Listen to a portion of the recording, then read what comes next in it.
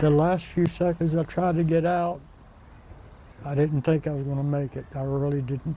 I did not think I was going to make it. He was the pilot of a small aircraft that crashed into a lake in Rockingham County earlier this week, and tonight he's speaking first and only to Fox 8. It was an ultralight vehicle. It ended up in Clarks Lake just outside of Reidsville Tuesday afternoon. About a minute after takeoff, Cletus Blackwell found himself underwater fighting to get to the surface. Fox 8's Justin Lundy joins us here in the studio tonight after speaking with Blackwell about the frantic moments before help could get there. So Justin, this must have been so scary. Yes, for sure. Cletus Blackwell tells me he was underwater for about 5 minutes, but it felt like an eternity. I mean, during those 5 minutes, what was going through your mind? I might drown. And I thought I could do that.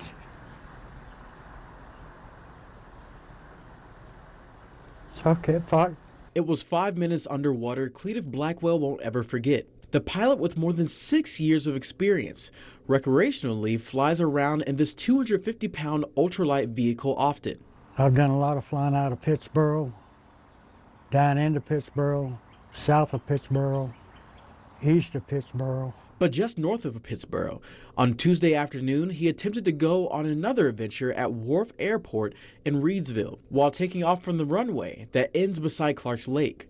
High wind prevented Blackwell from gaining altitude. The harder I went, seemed like the lower I got. To avoid low-hanging power lines over the lake. So I decided at the last second to take a suicide dive and turn right. Hitting the lake head first while struggling to get above water.